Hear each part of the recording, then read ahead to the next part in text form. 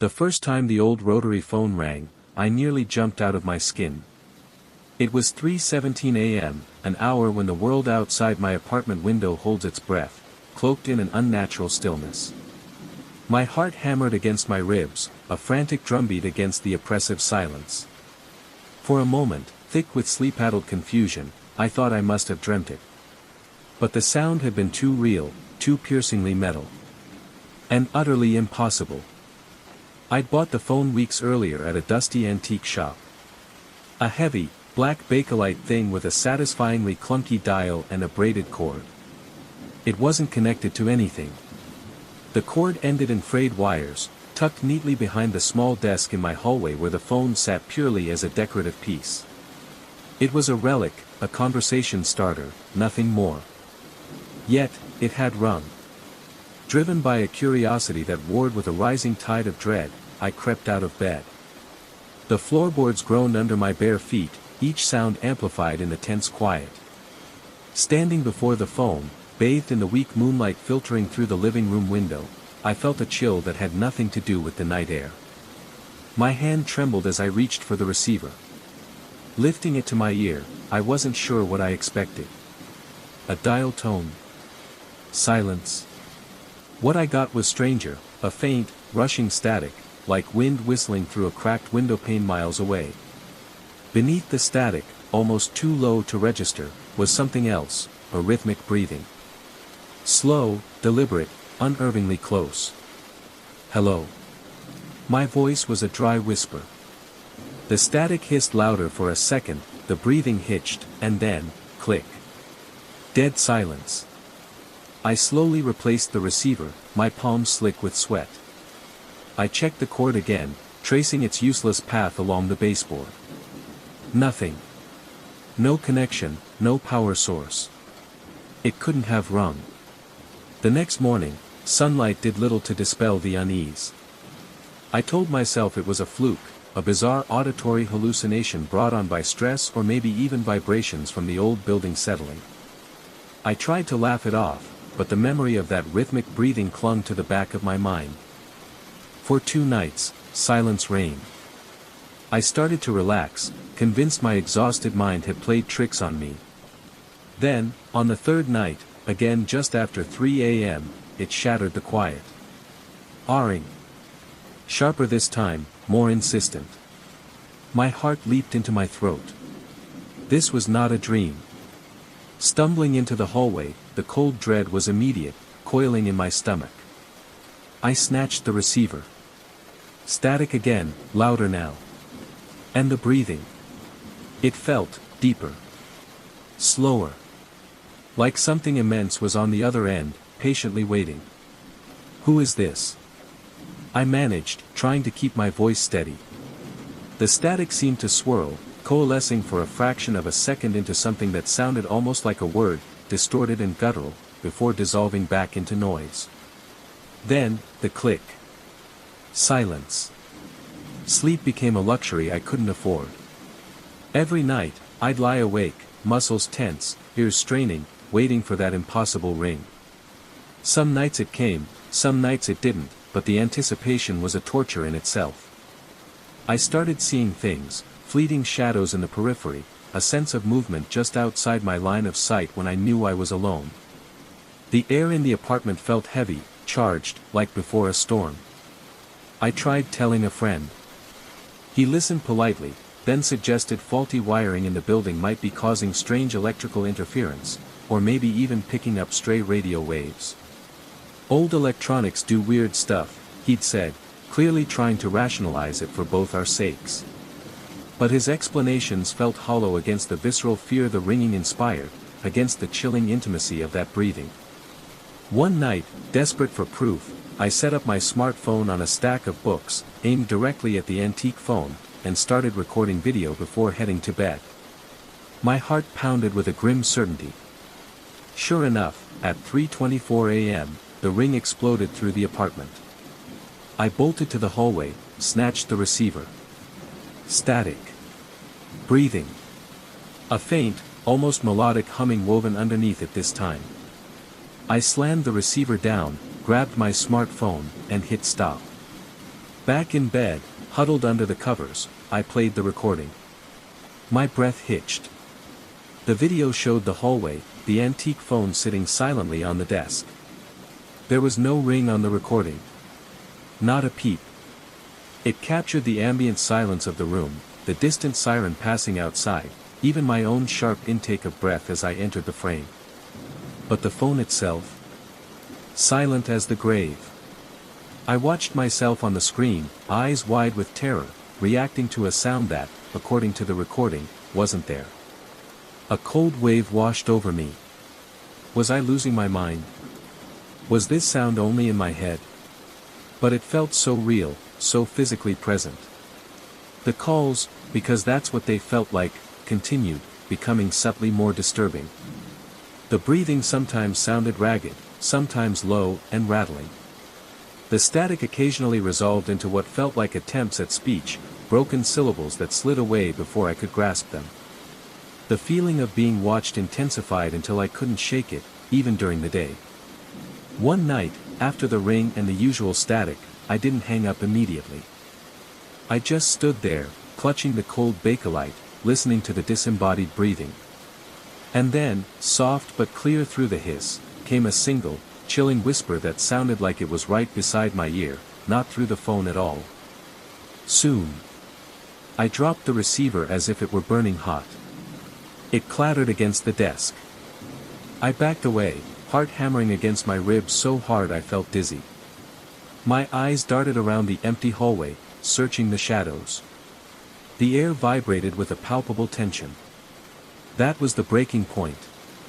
I couldn't live like this, haunted by a phantom sound, by a presence I couldn't see but could acutely feel. The next day, I wrapped the antique phone in an old towel, placed it carefully in a box, and drove it to a self-storage unit on the other side of town. Locking it away in that cold, concrete room felt strangely ceremonial, like sealing a tomb. The ringing stopped.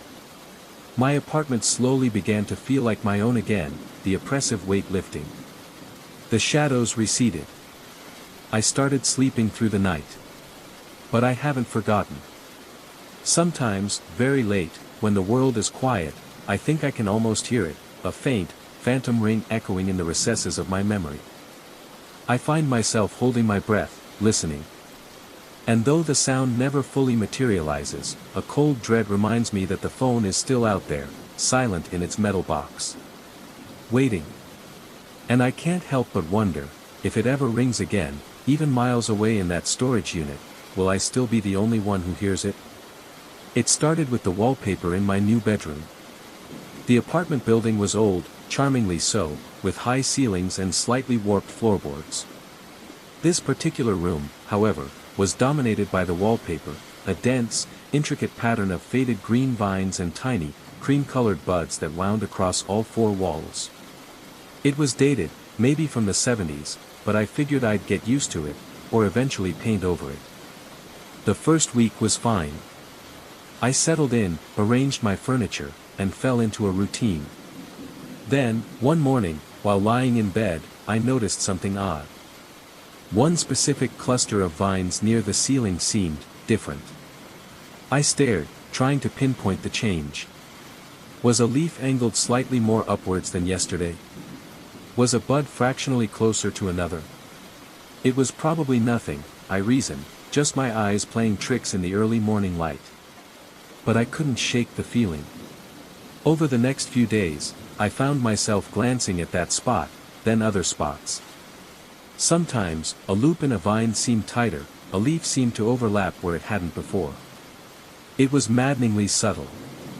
I even took a photo with my phone, comparing it day to day, but the changes were so minute, so possibly imaginary, that the photos proved nothing except my growing obsession. I tried to rationalize. Old wallpaper, perhaps affected by humidity. The building settling. My own stress manifesting in paranoia. Yet, the feeling persisted, growing from a quiet nag into a low hum of anxiety. The room began to feel different. Colder, somehow. And when I was in there, especially at night, I often had the unnerving sensation of being watched, not from the window or the door, but from the walls themselves. One evening, reading in bed, I looked up and felt a jolt run through me. In my peripheral vision, I could have sworn one of the larger vine patterns near the floor had shifted, like it had slowly unfurled a few inches. My heart hammered. I snapped my head towards it. Nothing. It looked exactly as it always had, faded, static, innocuous. But the image lingered, that slow, deliberate movement. My sleep suffered. I'd wake up in the dead of night, convinced the patterns were moving in the dark, rearranging themselves while I slept. I started leaving the hallway light on, hoping the sliver of light under the door would offer some comfort. It didn't. It just cast long, dancing shadows that made the vines seem even more alive. I invited a friend over, hoping for a dose of external reality. While giving her a tour, I lingered in the bedroom, watching her reaction. "Interesting wallpaper," she commented mildly, glancing around. "A bit busy, but got character. Does it look normal to you?" I asked, trying to sound casual. She gave me a strange look. "Normal how?" "It's wallpaper. Looks fine. Maybe a bit faded here and there." She saw nothing amiss. Her dismissal, meant to be reassuring, only deepened my isolation and fear. Was I the only one seeing it? The changes became less subtle, or perhaps my perception had sharpened to a terrifying degree. I started noticing within the dense foliage of the pattern. Tiny dark spaces between leaves sometimes looked like eyes squinting shut. The curls of vines occasionally resembled grasping fingers. These weren't definite shapes, more like disturbing suggestions that flickered at the edge of perception. One night, unable to bear the bedroom any longer, I decided to sleep on the living room couch. As I lay there, staring into the darkness towards the bedroom door I'd left slightly ajar, I felt it, that intense pressure of being watched. Slowly, drawn by a morbid compulsion, I got up and peered into the bedroom. In the faint ambient light from the street lamp outside, the wallpaper seemed to undulate. It wasn't a dramatic shift, but a subtle, sickening ripple, like the surface of dark water. The vine pattern seemed to twist and writhe, the tiny buds pulsing faintly. My breath caught in my throat, a cold sweat breaking out across my forehead. The air in the room felt thick and smelled faintly of damp earth and something else, something metallic, like old pennies. I backed away slowly, my hand covering my mouth to stifle a gasp. I shut the bedroom door firmly, leaning against it, my body trembling. I didn't sleep on the couch, I sat there, rigid, until dawn painted the sky, listening for any sound from behind the door. The next day, I knew I couldn't stay. It wasn't just the visual creepiness anymore, it was the oppressive feeling in that room, the sense of an ancient, watching presence embedded in the very walls. I avoided the bedroom entirely, packing a bag in the living room. As I was about to leave the apartment for good, I glanced back at the closed bedroom door. Even through the wood, I felt that heavy, watchful silence. Had the pattern stopped changing, or was it merely waiting? Had it imprinted itself on my mind so deeply that I would see its shifting vines wherever I went? I moved out quickly. My new apartment has plain, painted walls. Sterile, maybe, but blessedly static. Yet, sometimes, when I stare at a blank surface too long, or when I catch a complex pattern out of the corner of my eye, the leaves on a tree outside, the grain in a wooden table, I feel a flicker of that old dread. I find myself scrutinizing patterns, searching for impossible shifts.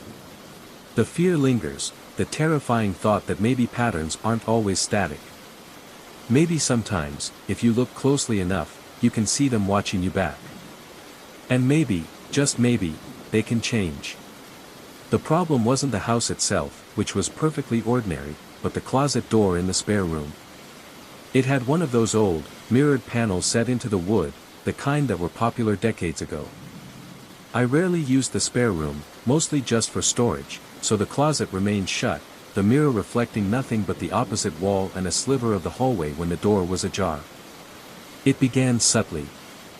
Sometimes, walking past the spare room, I'd catch a glimpse of my reflection in that mirrored door out of the corner of my eye. Nothing strange, just the usual fleeting image.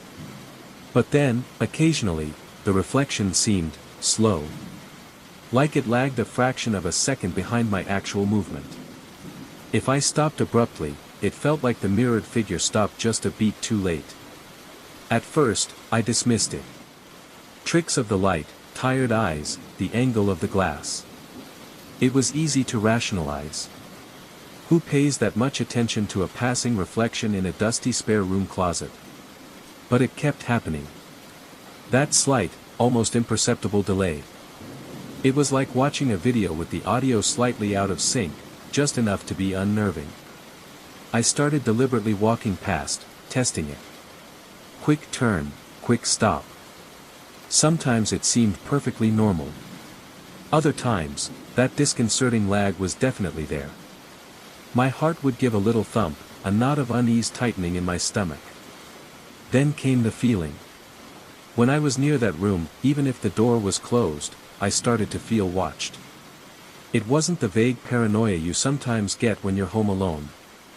This was specific, localized. It felt like eyes were pressed against the other side of that mirrored panel, observing me through the wood, through the wall. The air near the spare room door often felt colder, too. I tried leaving the spare room door wide open for a few days, letting light flood in, trying to banish the feeling. It didn't work. The closet door, with its mirrored panel now facing into the room, still seemed like a focal point of stillness. If anything, having it open made the feeling worse, like whatever was connected to the mirror now had a clearer view of the rest of the apartment. One afternoon, needing to grab a box from the spare room, I went inside. The closet door was closed. As I reached for the doorknob, I glanced at my reflection in the mirrored panel. For a terrifying instant, the reflection wasn't quite mine. The angle of the head was slightly different, tilted downwards, and the expression, it wasn't smiling, wasn't frowning, just intensely blank, far more vacant than my own face felt. I recoiled, my hand snatching back. My breath hitched. I blinked hard, heart hammering, and looked again. It was just me. My normal reflection, looking startled and pale. Had I imagined it?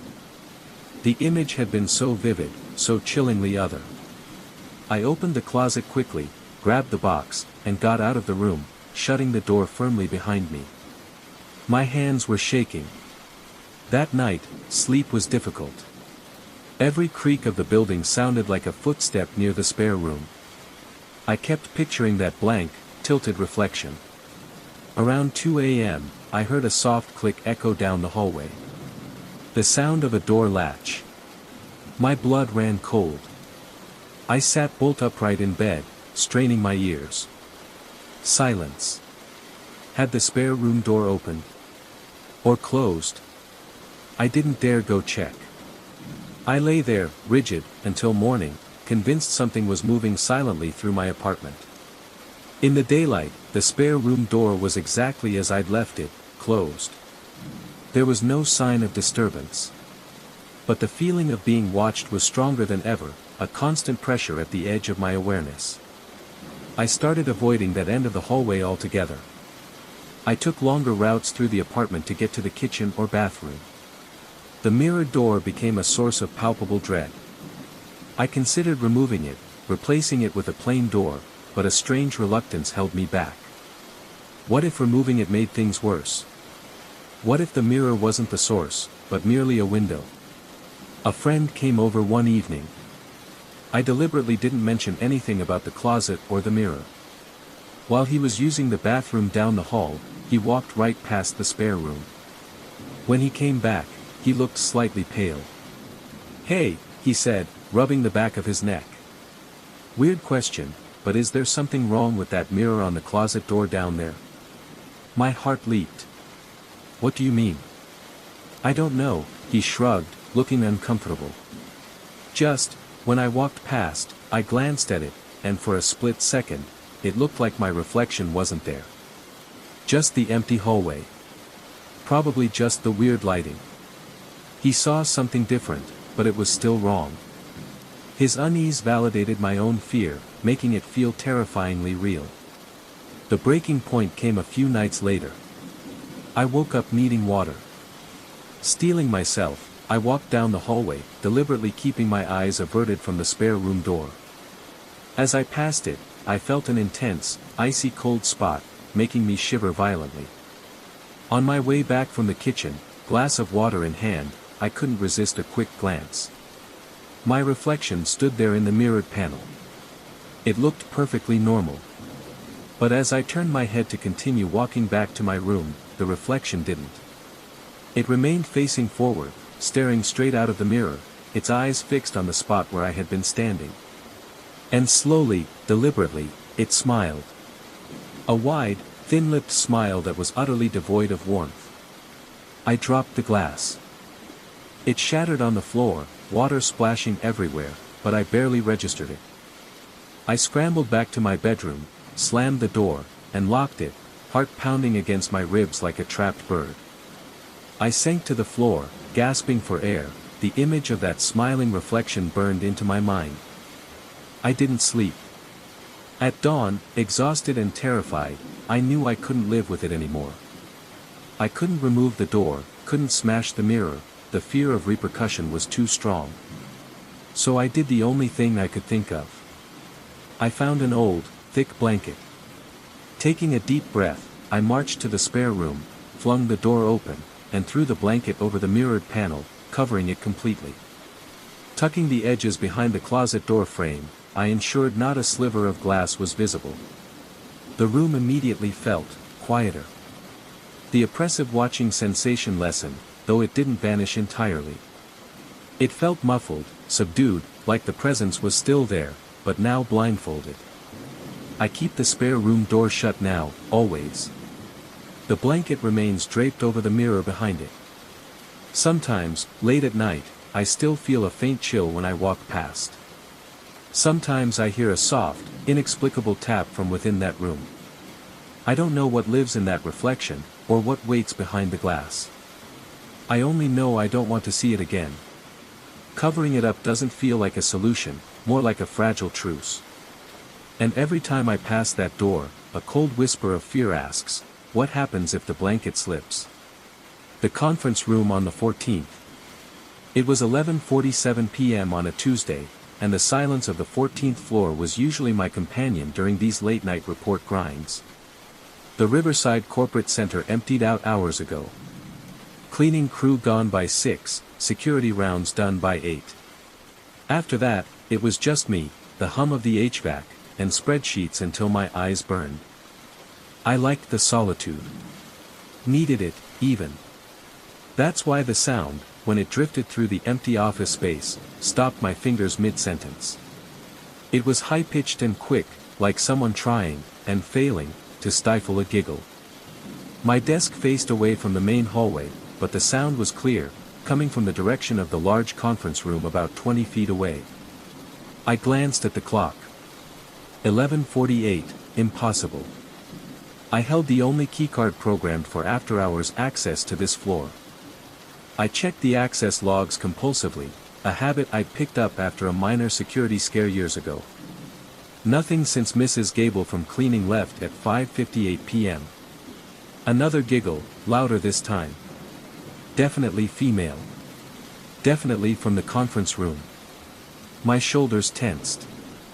I slowly pushed my chair back, the wheels whispering on the low-pile carpet. The conference room door was closed, just as it had been all day. I hadn't been in there, no meetings were scheduled.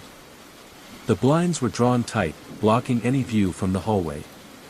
A soft thud came from behind the door, followed by what sounded distinctly like whispering. Low tones, impossible to make out words, but undeniably voices. My mouth went dry. I stood up, legs feeling shaky. Reaching for my phone, I checked for notifications. Nothing. No missed calls, no alerts. My reflection in the dark screen looked pale under the harsh office lights. Another thud, harder this time. Then a scraping noise, like a heavy chair being dragged across the floor. Panic began to bubble in my chest. People were in that room. But how? I walked towards the door, my own footsteps suddenly deafening in the quiet. The motion-activated lights in the short hallway leading to the conference room flickered on, making me squint. More whispers leaked from under the door. I pressed my ear against the cool metal. A woman's voice, unfamiliar, murmured something, followed by another giggle, this one lower, perhaps male. My hand trembled as I reached for the door handle. I knew it should be locked. I checked it myself every single night after the cleaners left. It was part of my routine. The handle turned with a soft click. It wasn't locked. I snatched my hand back as if burned. The handle was ice cold, far colder than the ambient temperature of the aggressively air-conditioned office. Sweat beaded on my forehead. More movement inside, the scraping sound again, then a rhythmic tapping. My security training, drilled into us yearly, kicked in. Call security. Do not investigate. My phone was still in my hand, screen dark. My sweaty fingers kept slipping as I tried to unlock it. The giggling stopped abruptly. Complete silence fell, broken only by my own ragged breathing. Then, 3 sharp knocks erupted from the inside of the door, right in front of my face. I stumbled backward, nearly falling. My phone clattered to the floor. The knocking came again, louder, more insistent. Knock. Knock. Knock. The door handle began to turn, slowly, deliberately, from the inside. I didn't think. I ran. I sprinted back to my desk, grabbed my laptop bag, keys, and wallet, stuffing them blindly into the bag. I made for the emergency stairs at the far end of the office, the heavy fire door my only goal. Behind me, I heard the conference room door swing open, hitting the interior wall with a sound that echoed through the vast, empty space. Don't look back, every instinct screamed. But I did. Just for a second, as I shoved the stairwell door open. The conference room doorway was a dark rectangle. The lights inside were off, but the hallway lights cast enough illumination to show movement. Shapes flowing out of the room, indistinct, like smoke but somehow solid. More than 2. More than should fit in that space. And they weren't staying on the floor. They flowed upwards, spreading across the ceiling like an ink spill in zero gravity. I slammed the stairwell door shut and took the stairs 3 at a time, stumbling, my chest burning. I didn't stop until I burst into the brightly lit lobby. The night guard, startled, looked up from his crossword. Everything okay, Mr. Matthews? I couldn't speak, just pointed upwards, gasping for air. He called for backup. Within minutes, 3 guards were heading up to the 14th floor. I waited, gulping water from the cooler, trying to stop shaking. They found nothing. The conference room was empty, the door closed, and locked, they reported, everything in its place. No signs of entry. Security footage showed no one entering or leaving the floor after the cleaning crew. They suggested I was overworked, stressed, the building settling. I nodded, played along, mumbled something about shadows and exhaustion. I called in sick the next day, something I hadn't done in years. I spent the morning researching the Riverside Corporate Center's history. Found nothing unusual, no tragedies, no strange incidents reported. 2 days later, I requested a transfer to our downtown office. My boss was surprised, disappointed even, the 14th floor corner office was a sign of status. I just said I needed a change of scenery. He approved it.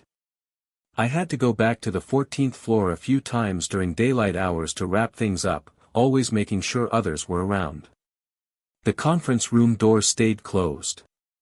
Sometimes, walking past, I thought I heard a faint whisper, a soft scratch. I never stopped. A month after the incident, settled into my new downtown office, I got an email. Building management announcing renovations on the 14th floor of Riverside. Gutting the whole floor, starting with the conference room. The next day, my old boss called. His voice was tight, strange. Alex? Did you hear what they found when they started demo on your old floor? No, I said, trying to keep my voice steady. Strangest thing, he said. When they took down the conference room walls, they found another door behind the drywall. An old one, heavy wood, sealed shut. Looked like it hadn't been opened in decades. He paused.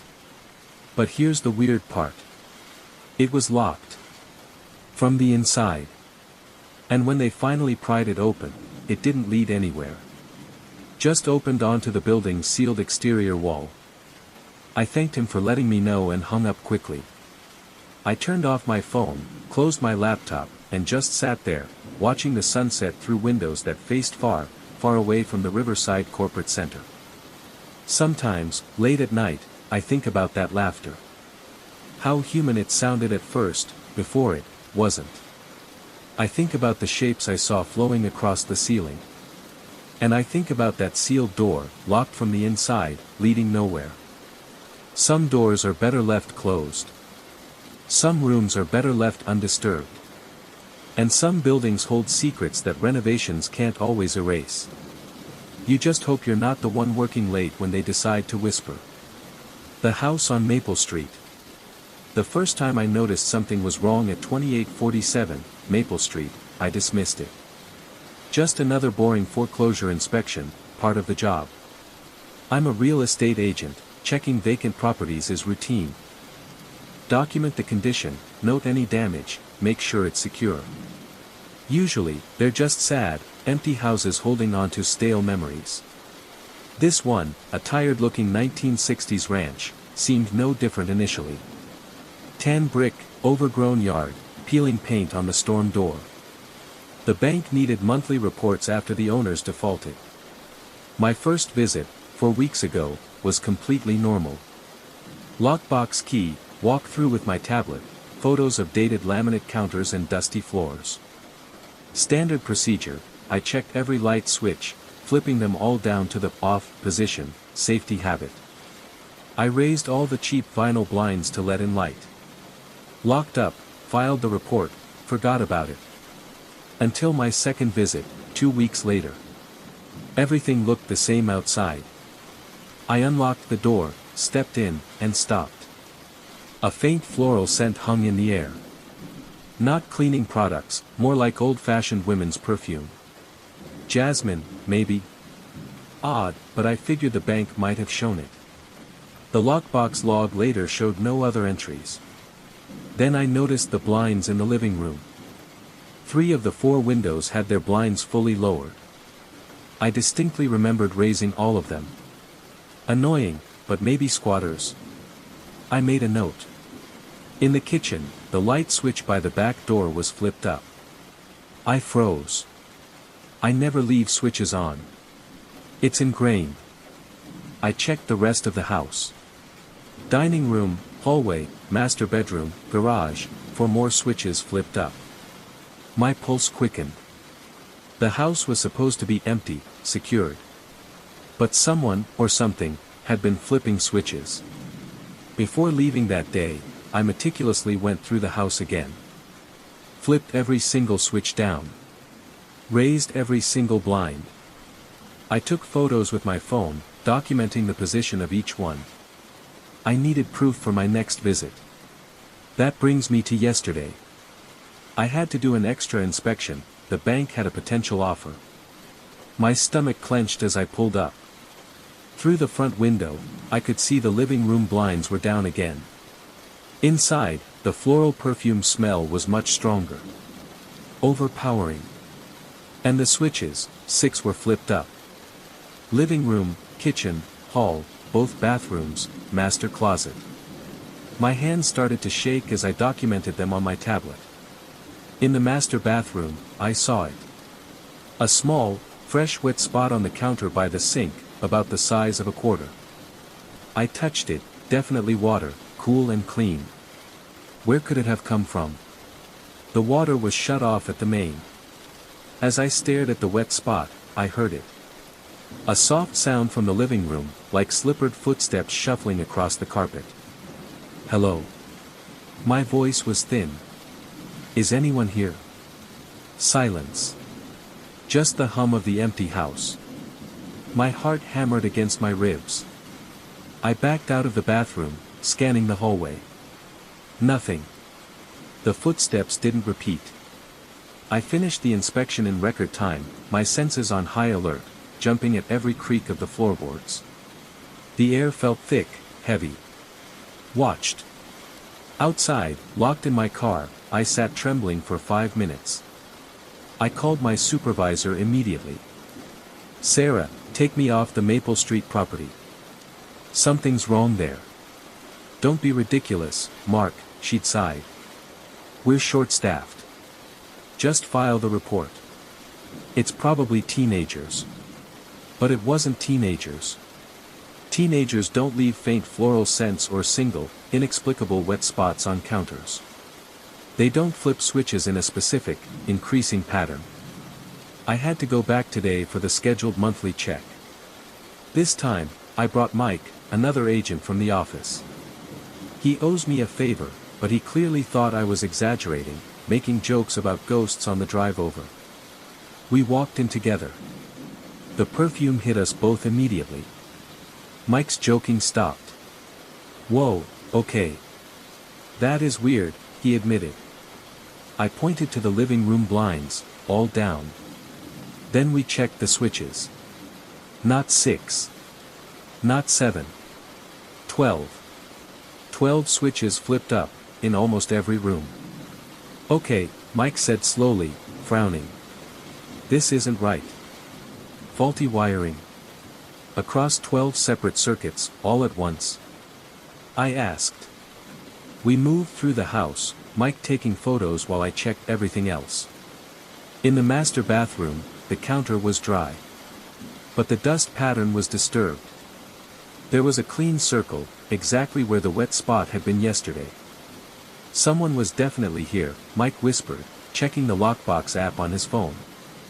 "Still no entries since your last visit." Click. We both froze. The sound came from the hallway. Sharp, distinct. A light switch. We crept out of the bathroom. The switch controlling the hallway light, which I knew we had both seen in the down position minutes earlier, was now flipped up. Mike's face went pale. "No way." Click. Another one, from the kitchen. We moved faster now. The switch by the kitchen door flipped up as we watched. Then, impossibly, it clicked down again, all by itself. The perfume smell was suddenly suffocating. The air felt charged, electric. The hairs on my arms stood straight up. Then came the footsteps. Soft, shuffling, right behind us in the living room. We spun around. Nothing. The empty room stretched before us. But the footsteps continued, moving slowly towards the front door, then stopped. "Let's go," I choked out. "Now." Mike didn't argue. We hurried to the front door. As I reached for the knob, the deadbolt lock above it slid shut with a heavy thump. "Use your key," Mike hissed. I fumbled with the lockbox key, my hands slick with sweat. It wouldn't turn. Something was blocking it from the other side. The shuffling footsteps started again, coming back towards us from the living room. Mike slammed his shoulder against the door. Once. Twice. On the third try, the frame splintered, and the door burst open. We stumbled out onto the porch, gasping for air.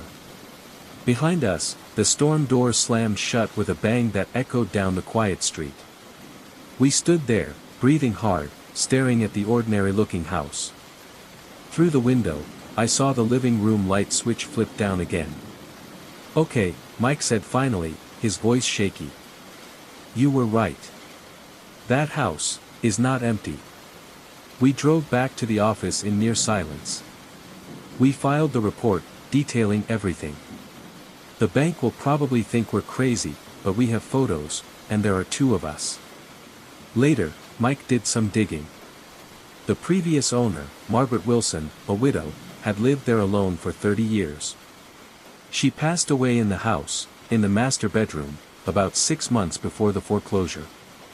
An online notice for her estate sale listed several bottles of vintage jasmine perfume among her belongings.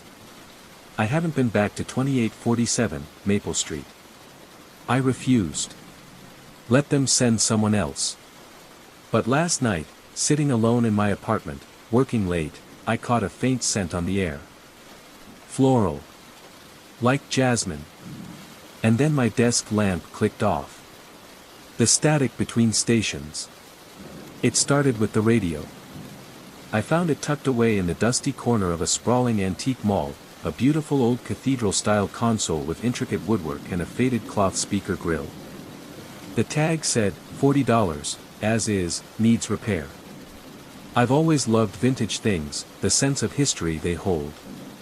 Even if it didn't work, it would look fantastic in my living room.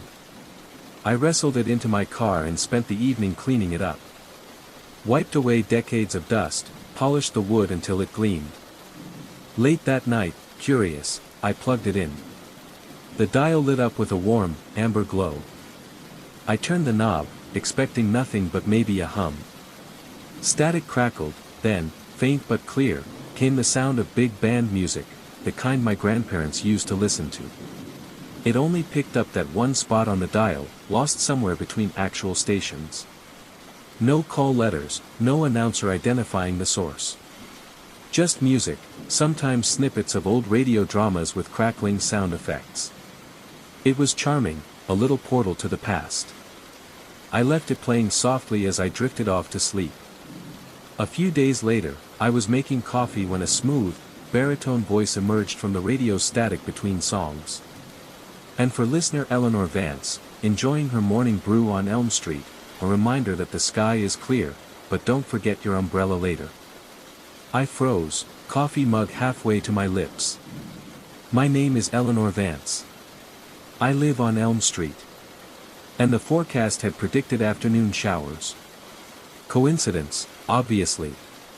A weird, specific coincidence, but still. Elm Street isn't that uncommon. But it kept happening. A few nights later, during a crackly detective serial, our hero dodges the bullet, much like Eleanor dodged that near miss with the cyclist on Cedar Avenue this afternoon. Close call, wouldn't you say? I had nearly been hit by a bike messenger cutting a corner on Cedar that day. My heart started pounding. How? The broadcasts became more specific. They mentioned my cat, Tibbles, by name. Looks like Tibbles is enjoying that patch of sun by the window again. They commented on the book I was reading, a thrilling chapter indeed, but perhaps Eleanor should think about getting some sleep. They referenced private thoughts, fleeting worries I hadn't voiced to anyone. No need to fret about that work deadline, Eleanor. It will resolve itself tomorrow. And it did, unexpectedly. Fear began to curdle in my stomach. This wasn't charming anymore. I tried tuning other radios, my clock radio, the one in my car, even online streaming apps, to that same dead spot on the dial. Nothing but static. Only the old console picked up the phantom station. I started researching the radio model, trying to find schematics, anything. It was a fairly common model from the late 1930s. No known quirks, no weird history associated with it that I could find online. The voice from the radio, however, became a constant companion. It wasn't always the same announcer, sometimes male, sometimes female, always calm, smooth, and unnervingly familiar with the minutiae of my life. Sometimes, late at night, hidden within the static between songs, I'd hear my name whispered. Eleanor. I tried unplugging it. The silence felt wrong, too loud. After an hour, unable to stand the quiet dread, I plugged it back in. The glowing dial felt like an eye watching me. Then, the tone started to shift. Eleanor seems distracted today, the voice murmured one afternoon. Perhaps thinking about things she shouldn't be. Best to focus on the present, wouldn't you agree? Another time, after I burned toast, a little carelessness can lead to bigger problems, Eleanor. Pay attention. The gentle observations became subtle criticisms, then veiled warnings. One evening, the music faded into static, and a low, crooning voice began to speak. "We know you're listening, Eleanor. We see you. We see everything. Why fight it? Just relax.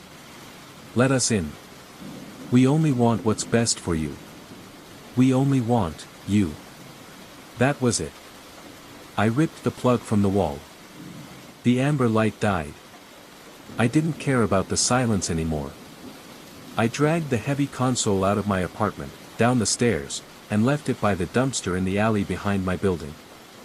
I felt a huge wave of relief wash over me as I walked back inside, locking the door firmly. That night, I slept better than I had in weeks. Deep, dreamless sleep.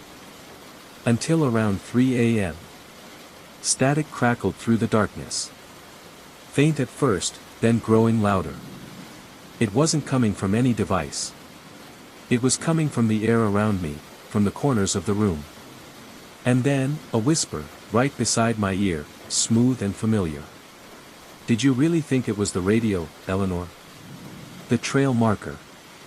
The crunch of leaves beneath Maya's boots was the only sound breaking the eerie silence of the forest. She'd always loved solo hiking trips, the feeling of self-reliance, the quiet beauty. But this time felt different. The late autumn sun dipped below the tree lean faster than she'd expected, painting the sky in bruised purples and oranges. The trees seemed to loom closer, their bare branches reaching out like gnarled fingers. She checked her phone again. No signal. Typical. She wasn't worried, though. She'd followed the trail markers meticulously, bright red squares nailed to the trees. She'd seen the last one just a few minutes ago. Annoyed, she scanned the surrounding trunks. Nothing. She backtracked, her steps more urgent now. Where was it? She knew she hadn't strayed from the path. After 10 minutes of fruitless searching, a prickle of unease traced its way down her spine. The light was fading fast, transforming the familiar woods into a maze of shifting shadows. "Okay, Maya, don't panic," she muttered, forcing a calm she didn't feel. "Just keep walking straight. The trail has to reappear." She pushed forward, the forest floor growing softer, damper underfoot. The silence deepened, broken only by her own ragged breathing. That's when she saw it, not a red square, but something else. A small, crudely made doll hanging from a low branch, fashioned from twigs and twine, with dried leaves for hair. Its button eyes seemed to stare right at her. A shiver ran through her. It was probably just some weirdo's idea of forest art, but it felt wrong. Unsettling. She hurried past, trying to shake off the creepy feeling. A few yards later, another one. This doll was slightly different, its twig arms positioned as if waving. Then another, and another, appearing at irregular intervals, always just off the path she thought she was following.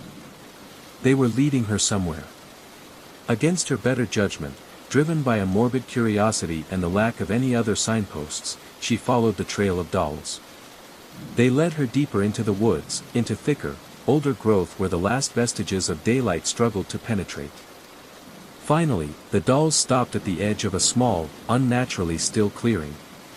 In the center stood a single, ancient-looking oak tree, far larger than any other nearby. And nailed to its trunk, almost swallowed by the rough bark, was a bright red trail marker. Relief washed over her, so potent it almost made her dizzy. The trail. She rushed forward, reaching out to touch the familiar painted square. As her fingers brushed the wood, it wasn't what she felt. It was cold, slightly yielding, like hardened leather. Confused, she peered closer. The red square wasn't painted wood. It was a patch of something leathery, dyed a deep crimson. And beneath it, almost invisible in the dim light, she could see the faint outline of stitching holding it in place against the bark. Panic, cold and sharp, seized her. This wasn't a trail marker. What was it? A twig snapped behind her. She whirled around, her heart hammering against her ribs. Standing at the edge of the clearing, where the last doll hung, was a figure. Tall and indistinct in the gloom, it seemed to blend into the shadows. It wasn't moving, just watching. Maya couldn't make out any features, but she felt its gaze, heavy and ancient. She took a stumbling step backward, her eyes darting between the figure and the gruesome marker on the tree. The figure raised an arm slowly, pointing not at her, but back the way she came, deeper into the woods where the dolls lay scattered. Then, a sound drifted through the trees, a soft, rhythmic tap, tap, tapping. Like someone nailing something to wood. Like someone setting out new markers. Maya didn't wait to understand. She turned and ran, crashing blindly through the underbrush, away from the clearing, away from the figure, away from the horrible red square. She ran until her lungs burned and tears streamed down her face, ignoring the branches that whipped at her skin. Hours later, miraculously, she stumbled onto a moonlit service road. Exhausted and terrified, she flagged down the first pair of headlights she saw. She never told the rangers the full story, the dolls, the figure, the marker made of skin. They found her footprints leading off the main trail but found no sign of the clearing or the dolls she described. They attributed it to disorientation and exhaustion. But Maya knew what she saw. Sometimes, late at night, when the wind rustles the leaves outside her window, she thinks she hears it, that soft, rhythmic tap, tap, tapping. And she wonders who the markers are for now, and what poor, lost soul might follow them next, deep into the woods where the trail never truly ends. The last channel. It was late, the kind of late where the world outside shrinks to the rectangle of light cast by the television. Ben was channel surfing, the mindless clicking of familiar comfort against the oppressive silence of his apartment. News, sitcom reruns, a nature documentary, nothing held his interest. He clicked again, landing on a channel that was just static, a loud, aggressive hiss. Annoyed, he went to click past it, but paused. Through the dancing black and white fuzz, something seemed to resolve. An image. It looked like his living room. He squinted. Yes, undeniably, it was his couch, his coffee table piled with magazines, the lamp in the corner casting the exact same warm glow. But the room on the screen was empty. He was looking at his own living room, from roughly the perspective of the TV itself, but without him in it. A weird prank? Some bizarre experimental broadcast? He chuckled nervously, tapping the side of the TV. The image remained steady, a silent, empty replica of his surroundings. He changed the channel, then immediately clicked back. Still there. Static, then the empty room. He stood up, walking towards the screen, peering closer. The detail was unnerving. He could see the slight indentation on the couch cushion where he'd been sitting moments ago. As he watched, mesmerized and confused, a flicker of movement caught his eye, on the screen. A shadow near the doorway seemed to deepen, lengthen slightly, then retreat. Ben froze, his blood running cold. He whipped his head around. The doorway in his actual living room was empty, still. He looked back at the screen. The shadow was gone, the room perfectly still again. His heart began to pound. He tried the remote again, jabbing the channel up button. Nothing happened. He tried the power button. The screen flickered, the static intensified for a second, but the image of the empty room returned, stubbornly persistent. He backed away slowly, his eyes glued to the screen. What was this? Who was broadcasting this? Then, the image changed again. It wasn't the empty room anymore. Now, the screen showed the back of a head, his head, with his messy brown hair, sitting on the couch, exactly where he had been just minutes before, staring intently at the television screen, which, presumably, was showing the empty room. A wave of dizziness washed over him. He felt watched, trapped in some impossible loop. He fumbled for the TV's power cord, yanking it from the wall socket. The screen stayed on. The image flickered again. The figure on the screen, the one that looked exactly like him, slowly began to turn its head. Ben couldn't breathe, couldn't move, rooted to the spot by sheer terror. The face on the screen turned fully towards the camera, towards him. It was his face, yes, but wrong. Utterly, terrifyingly wrong. The eyes were too wide, devoid of any expression except a vacant, consuming darkness. The mouth was stretched into a slight, unnatural smile that didn't reach the empty eyes. Ben stumbled backward, hitting the wall. The figure on the screen mirrored his stumble, then straightened, its vacant eyes fixed on him. It slowly, deliberately, began to stand up from the couch on the screen. It took a step towards the edge of the television, its movements smooth and gliding. It kept walking, getting larger, closer, filling the screen until only the horrifyingly blank face and wide, dark eyes were visible. It raised a hand, pressing it against the inside of the glass screen. Then, the screen went black. Absolute, sudden blackness. The static hiss was gone. The low hum of the television died. Silence returned to the apartment, heavy and absolute. But Ben knew, with a certainty that chilled him to the bone, that he wasn't alone anymore. He could feel it, a cold, still presence in the room with him, standing right where the television screen had been. He didn't dare turn around. He just stood there, pressed against the wall, listening to the silence, waiting. The floor below. Story. The best thing about apartment 4B was the view. The worst thing, Clara was quickly learning, was the noise. Not traffic noise, or the usual city hum, those faded into the background. This was different. It came from apartment 3B, directly below hers. It started the first night she moved in, a faint, rhythmic scraping sound, like heavy furniture being dragged across a bare floor. Annoying, but understandable during a move-in period. Except, it never stopped. Every night, usually starting around 1 a.m., the scraping would begin, sometimes lasting for hours. Scrape, pause, scrape. After a week, Clara's patience wore thin. She went downstairs, intending to have a polite but firm word. She knocked on the door of 3B. No answer. She knocked again, louder. Silence.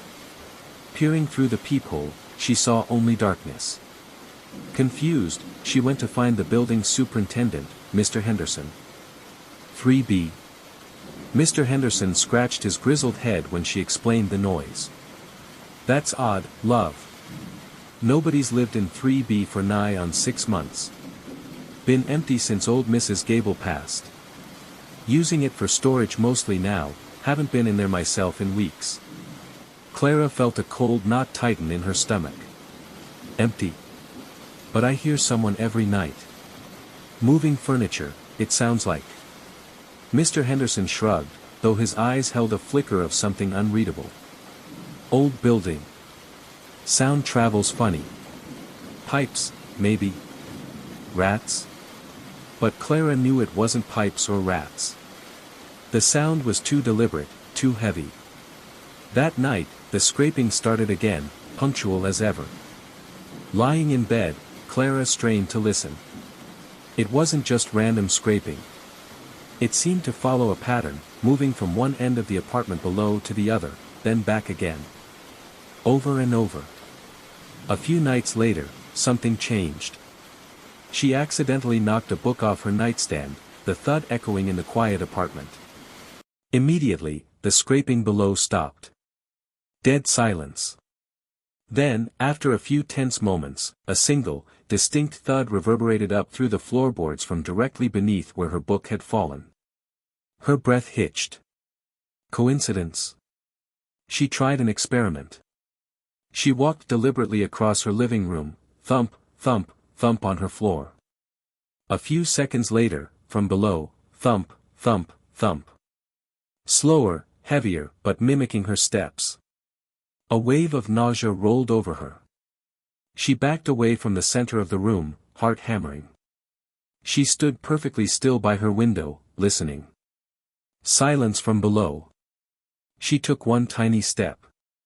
A moment later, a faint scrape from 3B, as if something heavy had shifted its weight just slightly.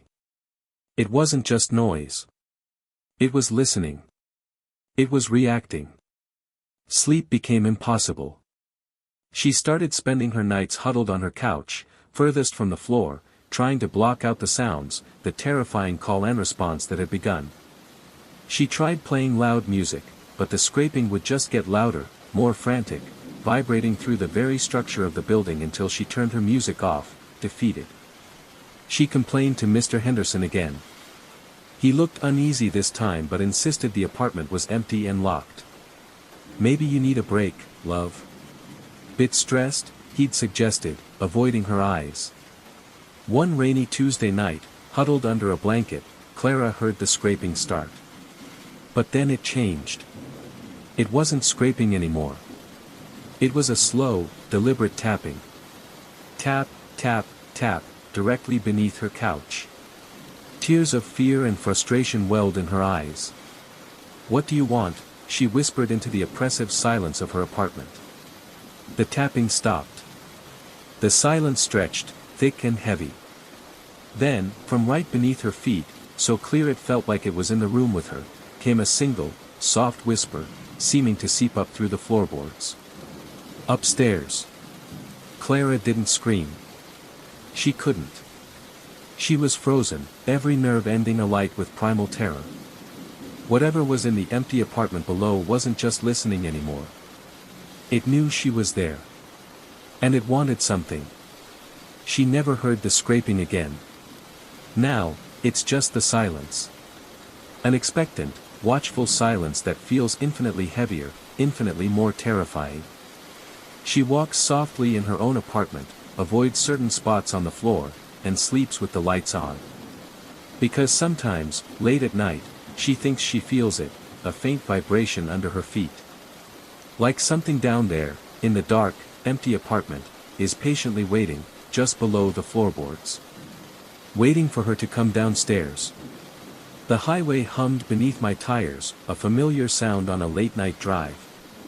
Headlights sliced through the inky blackness, the road spooling out before me like an endless ribbon. Stars, faint and distant, were the only witnesses in the vast emptiness. I wasn't rushing, but a strange weight settled in the air, thick and silent. My heart, usually steady on these solo journeys, beat a little faster. I love night drives, the peace, the stillness, just me and the open road while the world sleeps. But tonight felt different. Prickly.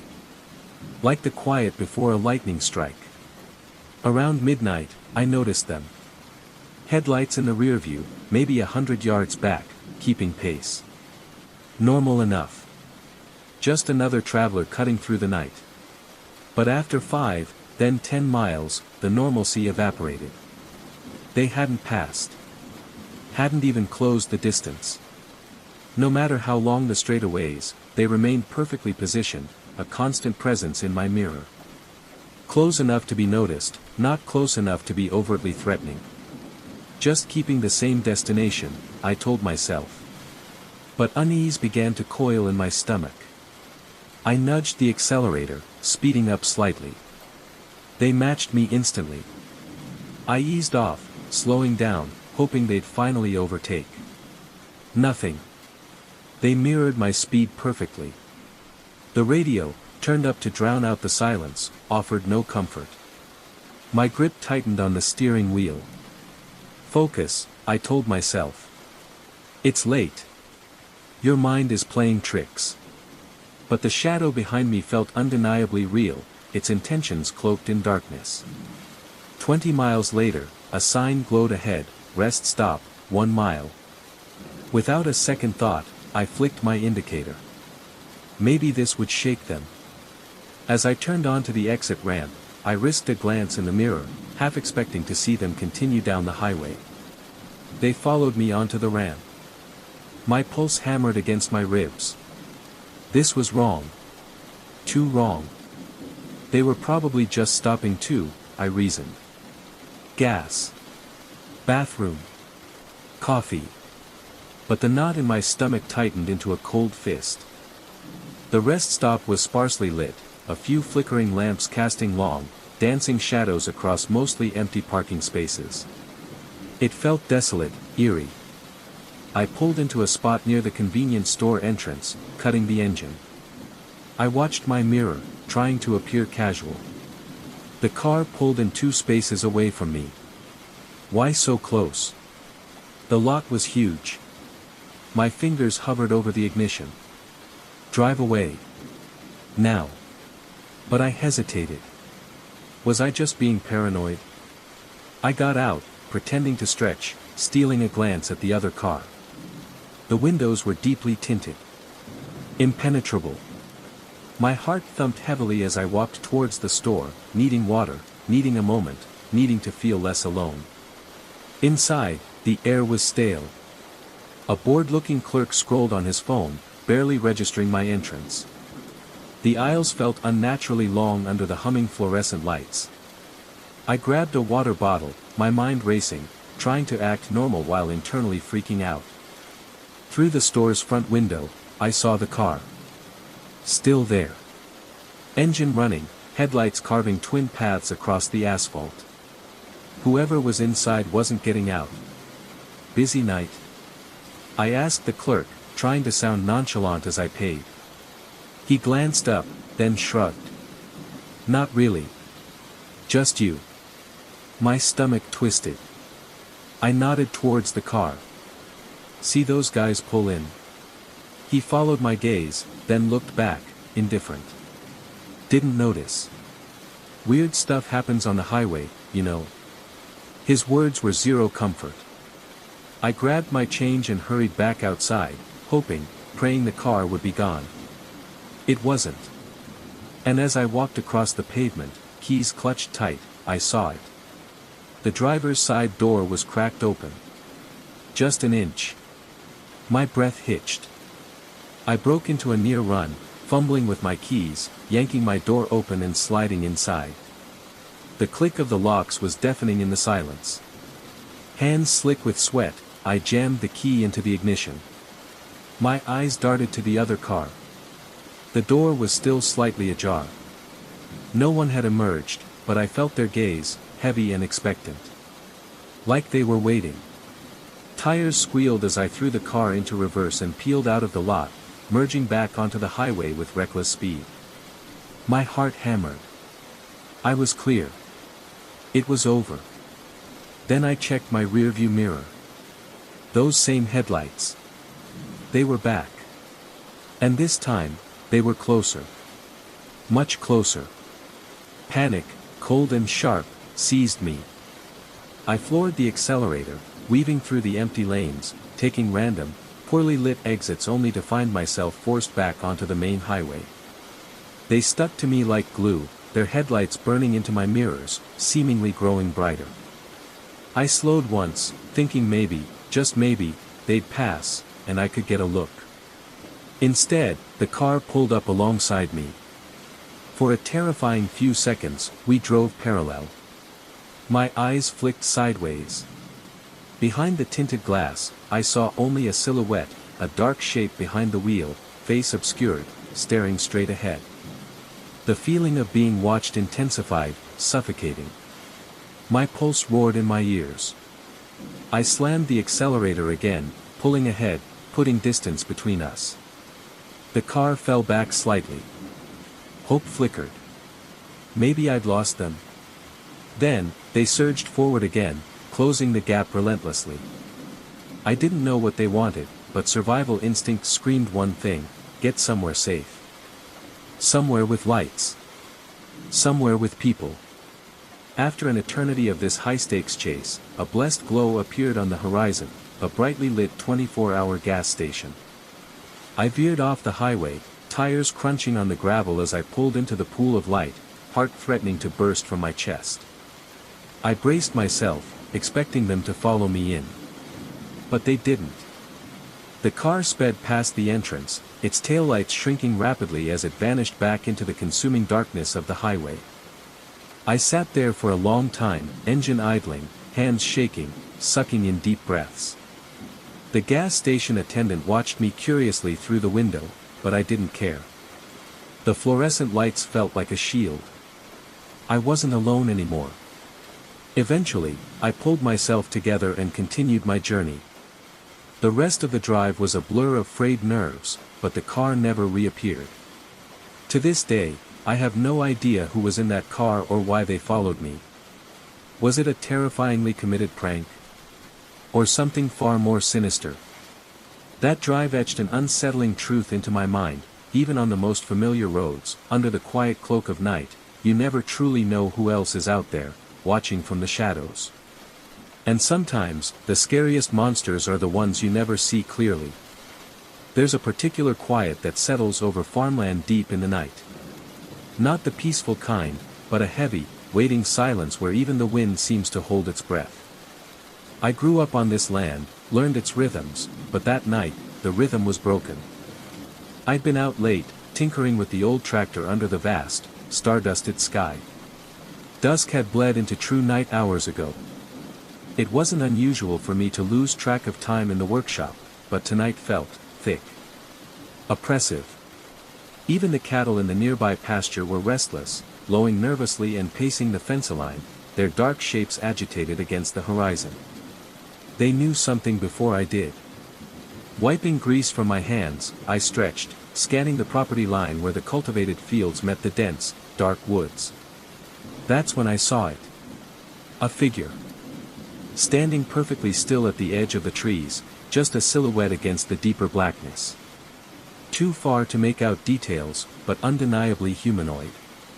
My first thought was a lost hiker, maybe a neighbor. But something felt wrong. The posture was too rigid, too unnatural. Like a scarecrow forgotten in the wrong field.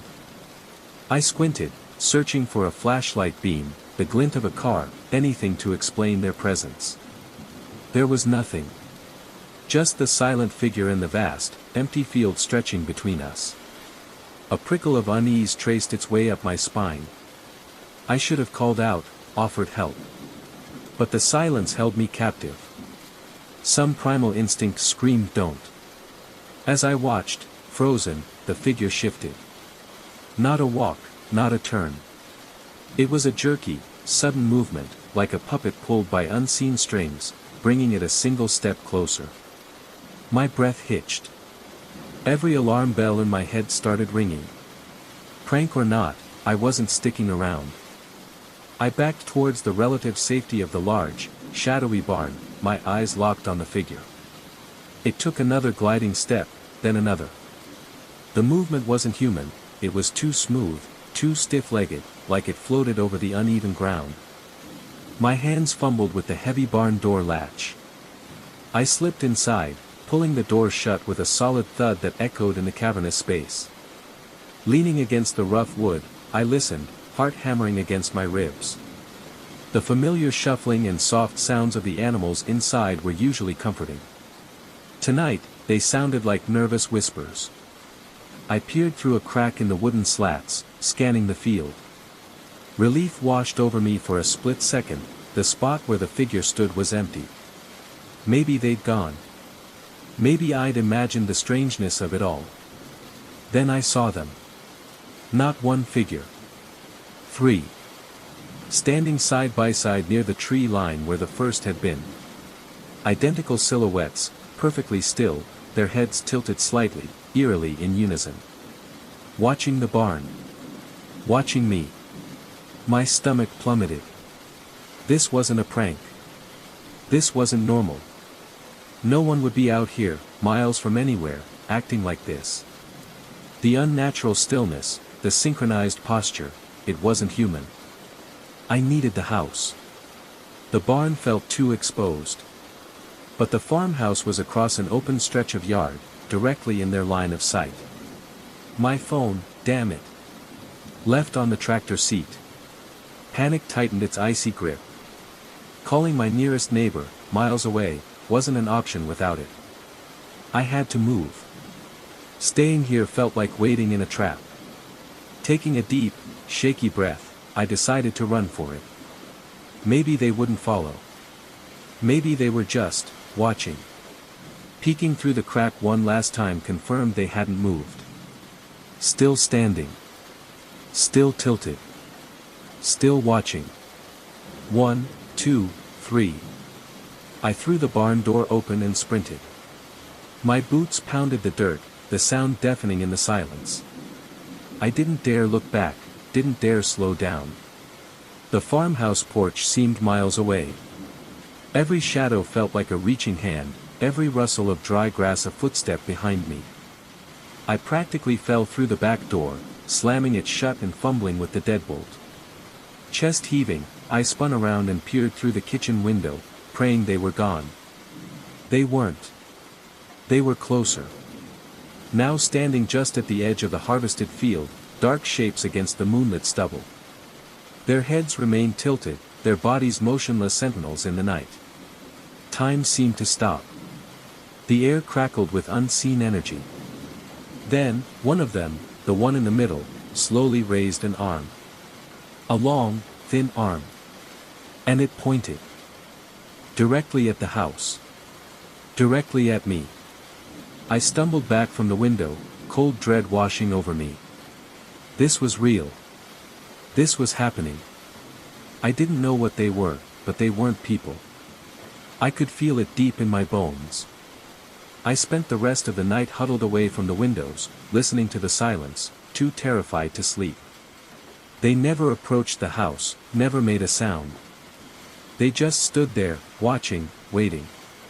When the first gray light of dawn finally crept over the fields, I risked another look. The figures were gone. Vanished as silently as they had appeared. But the fear remains. Even now, in the bright light of day, I feel their presence lingering at the edge of the woods. I don't go near the tree line after dusk anymore. I check the locks twice. Because I know they were real. And the question that haunts my waking hours and my sleepless nights is terrifyingly simple. What were they waiting for? And will they come back? There's a certain magic to national parks, right? The towering trees, the fresh air, the feeling of escaping the everyday grind. My friends and I, Chloe, Jake, Emma, and me, loved hiking. We weren't extreme adventurers, just weekend warriors looking for a good trail and some peace. This time, we chose a path we knew well, an easy loop trail famous for its scenic creek overlook. We'd done it half a dozen times before. Piece of cake. The day started perfectly. Sunlight dappled through the leaves, birdsong filled the air, and the familiar dirt path crunched comfortably under our boots. We laughed, took photos, skipped stones at the creek, the usual routine. Everything felt right, exactly as it should be. But somewhere around the halfway mark, things began to shift. Subtly at first. The bird song faded. The sunlight seemed dimmer, even though the sky above the canopy remained a brilliant blue. The air grew heavy, still. That comfortable silence of the woods morphed into something else, something watchful. Anyone else feel like the volume just got turned down? Jake asked, slowing his pace. We all exchanged uneasy glances. It's probably just a quiet patch, Chloe offered, ever the optimist, but her voice lacked its usual conviction. We kept walking, but the trail itself seemed to change. The familiar markers, those little colored blazes painted on trees, became harder to spot, then vanished altogether. The path narrowed, the trees pressing closer, their branches tangling overhead like grasping fingers. Roots snaked across the trail where none had been before. Wait, are we still on the path? Emma asked, her voice tight. This doesn't look right. Jake pulled out his phone, predictably finding no service. The downloaded map refused to pinpoint our location. Okay, maybe we took a wrong turn somewhere back there, he suggested, though none of us remembered any turnoffs. Let's just backtrack, I said, the unease solidifying into a cold knot in my stomach. We can't have come that far off. We turned around, expecting to see the familiar way we'd come. But the woods behind us looked different too. Thicker. Darker. The fallen log we always used as a landmark near the creek. Gone. It was like the forest was actively rearranging itself around us. Panic began to bubble. We pushed forward, hoping to break through to something familiar, but the woods only seemed to grow denser, more uniform. Every tree looked the same, every shadow deeper. We started calling out, hoping another hiker might hear us, but our voices were swallowed by the suffocating silence. Then, we stumbled into a small, unnaturally perfect clearing. And we weren't alone. Standing in the center, backs to us, were three figures. Dressed in hiking gear, perfectly still. Relief washed over me for a split second, other people. "Hey!" Jake called out, his voice cracking slightly. "Are you guys lost too? We can't find the trail markers." No response. No movement. Not even a twitch. We approached cautiously, stopping a few yards away. "Excuse me?" Chloe tried, her voice softer now. "Do you know which way the main trail is?" Still nothing. They remained frozen, back stubbornly turned, like statues dropped inexplicably in the woods. The air around them felt colder. "This is weird," Emma whispered, grabbing my arm. "Let's just go around them." We started to edge around the silent group. And that's when the middle figure slowly began to turn its head. The movement was jerky, unnatural, like rusty hinges groaning. It wasn't just turning its head, its whole upper body seemed to pivot with agonizing slowness. We froze, unable to look away, morbid curiosity battling raw fear. As the figure came into view, a collective gasp escaped us. Its face, it wasn't right. It was smooth, too smooth, like worn plastic or wax. Featureless. No eyes, no nose, no mouth. Just a blank, pale expanse where a face should be. A silent scream built in my throat. Before any of us could react, the other two figures began to turn in the same horrifying, mechanical way, their blank faces slowly coming into view. "Run!" The word shattered the silence, and we bolted. Crashing through the underbrush, ignoring the branches whipping at our faces, driven by pure terror. We didn't look back, didn't stop until our lungs burned and our legs screamed for mercy. We collapsed in a heap, gasping for air, miles from the clearing, or maybe only feet, we couldn't tell. Somehow, hours later, as dusk painted the sky in bruised purples, we stumbled back onto the main trail. It just appeared as if the woods had finally decided to let us go. We practically ran the last mile back to the car, jumping at every shadow. We never spoke about the featureless figures during the silent, tense drive home. We didn't need to. We all saw them. We all felt the wrongness of that place. I haven't been back to that park. Sometimes, when I close my eyes, I can still see them, the blank faces turning slowly in the silent clearing. And I wonder, were they lost too? Or were they waiting? It was supposed to be the perfect escape. Just me and my partner, Kate, tucked away in a secluded cabin deep in the woods for a long weekend. No emails, no deadlines, just crisp autumn air, changing leaves, and the promise of peace. The drive up was stunning, all winding roads and vibrant foliage. The cabin itself, when we finally reached it down a long gravel driveway, looked postcard perfect, rustic charm, a welcoming porch, smoke curling lazily from the stone chimney. The owner must have prepped it for us. But the moment we stepped inside, a tiny sliver of unease lodged itself in my chest. It was cozy enough, sure, worn leather couch, crackling fireplace, braided rugs, but the silence felt heavy. Deeper than just quiet woods. And there was a faint, almost imperceptible scent beneath the wood smoke, something vaguely metallic and cold. "It's amazing." Kate beamed, already exploring, oblivious to my hesitation. "Look, they even left a guest book." She pointed to a thick, leather-bound volume on the coffee table. While Kate unpacked, I flipped through it. The first few pages were exactly what you'd expect: loved the peace and quiet. Saw a deer by the creek. Perfect romantic getaway. Signed with cheerful names and dates spanning years. Standard stuff. We settled in, made dinner, and curled up by the fire.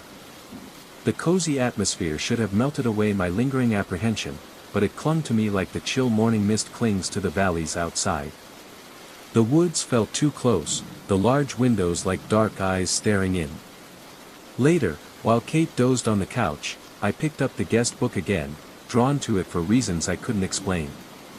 I flipped further back, past the recent entries. The handwriting started changing, becoming spikier, more hurried. October 1998, beautiful cabin, but strange noises at night. Like scratching? Probably just animals.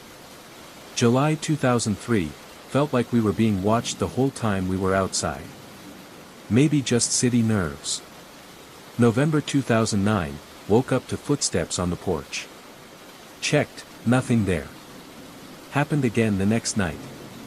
Leaving early. A shiver traced its way down my spine.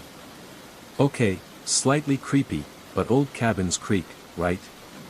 And isolation can play tricks on your mind. I read on. The entries grew shorter, more sparse.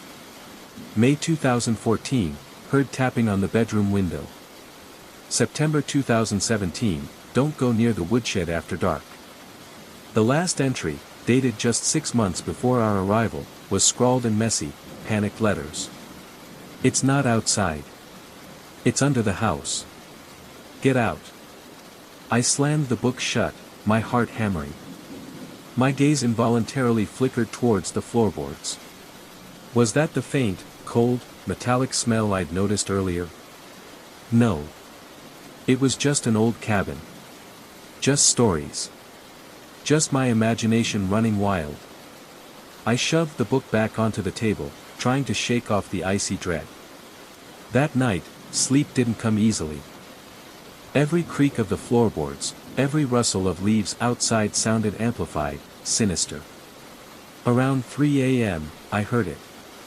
A soft, rhythmic thump, thump, thump. Coming from directly beneath the bedroom floor. I froze, straining my ears. It wasn't the house settling. It wasn't an animal. It was slow, deliberate, and unervingly close. Thump, thump, thump. Like something heavy being dragged, or something large softly pounding from below. I nudged Kate awake. Did you hear that? I whispered. She listened, eyes wide in the darkness. Hear what? The thumping stopped. Utter silence descended again, heavier than before. It was nothing, I lied, my voice trembling slightly. Just the house settling. But we both lay awake for a long time after that, listening to the silence, neither of us truly believing it was just the house. The next morning, sunlight streamed in, making the cabin feel normal again. Almost. We went for a hike, trying to recapture the peaceful getaway vibe, but the woods felt different. The trees seemed to lean in, the shadows lingered too long. I kept glancing back over my shoulder, the words from the guest book echoing in my mind. I couldn't shake the feeling that the guest book wasn't just a collection of past experiences, but a series of warnings we were foolishly ignoring. We decided to cut the trip short. As we packed the car in the late afternoon, the cheerful sunlight already starting to fade, I took one last look at the cabin. It looked innocent, peaceful. But I knew better. As I closed the trunk, my eyes drifted to the small, weathered woodshed tucked away near the tree line. Don't go near the woodshed after dark. We didn't need to be told twice. We got in the car and drove away, relief washing over me as the gravel driveway turned back into the main road. I never looked up the cabin online again. I didn't want to know if it was still listed, still waiting for its next guests. Because some places hold on to their secrets. And sometimes, the most terrifying warnings are the ones written down, waiting patiently in a dusty old book, confirming that the unease you feel isn't just in your head. It's under the floorboards.